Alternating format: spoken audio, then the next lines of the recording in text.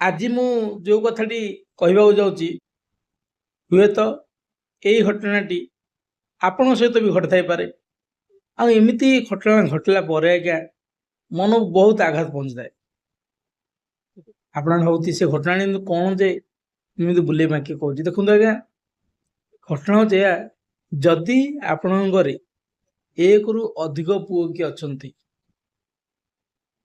ଯେହେତୁ ଆପଣ ଗୋଟେ ପୁଅ ହେଇଥିବେ ଅଲଗା କଥା, ଯଦି ଆପଣଙ୍କଠୁ ଏକରୁ ଅଧିକ କିଏ ପୁଅ ଅଛନ୍ତି, ସେ ଭିତରୁ ଆପଣ ଯଦି ଘରେ ରହିକିରି ବାପା ମାଙ୍କର ସେବା ଶୁଶ୍ରୂଷା କରୁଛନ୍ତି, ବାପା ମାଙ୍କ ଭଲ ମନ୍ଦ କଥା ବୁଝୁଛନ୍ତି, ଘରର ସବୁ ଦାୟିତ୍ୱ ନେଉଛନ୍ତି ନା, ତାହେଲେ ରେଡ଼ି ହେଇଯାଆନ୍ତୁ ଆପଣମାନେ ଆପଣଙ୍କ ବାପା ମାଙ୍କ ଠାରୁ, ଆପଣଙ୍କ ଠାରୁ ଦୂରରେ ରହୁଥିବା ଭାଇ ଭଉଣୀଙ୍କ ଠାରୁ, ଆପଣଙ୍କ ସାହି ପଡ଼ିଶା ଠାରୁ, ଆପଣଙ୍କ ବନ୍ଧୁବାନ୍ଧବଙ୍କ ଠାରୁ, ସମସ୍ତଙ୍କ ଠାରୁ ନିନ୍ଦା ଶୁଣିବା ପାଇଁ।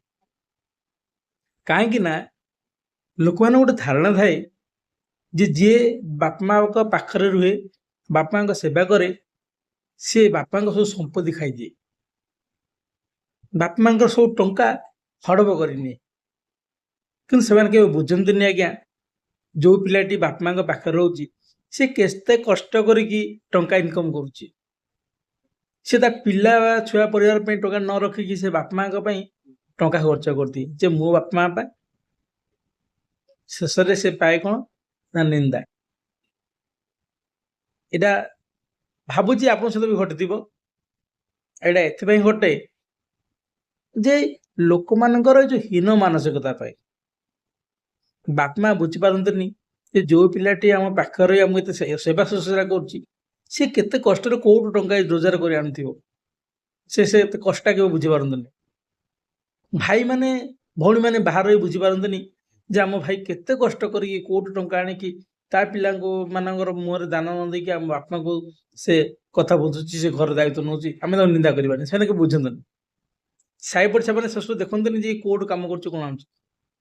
ବନ୍ଧୁବାନ୍ଧବ ମାନେ କେ ଦେଖନ୍ତିନି ଯେ କାମ କରି କୋଉଠୁ ପଇସା ଆଣିକି ଖାଉଛି। ସମସ୍ତେ କେବଳ କହନ୍ତି ବାପାଙ୍କ ପାଖରେ ଅଛି, ବାପା ମାଙ୍କୁ କ'ଣ କରିଦେଇଛି, ଆଉ ବାପା ମାଙ୍କ ସବୁ ପଇସା ନେଇଯାଉଛି, ସେ ଆରାମସେ ଚଳୁଛି, ସବୁ ଧନ ସମ୍ପତ୍ତି ଖାଇସାରିଲାଣି। ସେଥିପାଇଁ ଆଜ୍ଞା ସବୁ କାମ କଲା ପରେ ଯଦି ଏମିତି ନିନ୍ଦା ଶୁଣିବାକୁ ଲାଗେ ନା, ଯେତେବେଳେ ମାନେ ନିନ୍ଦା ଶୁଣିବାକୁ ପଡ଼େ ବହୁତ କଷ୍ଟ ଲାଗେ ଆଜ୍ଞା।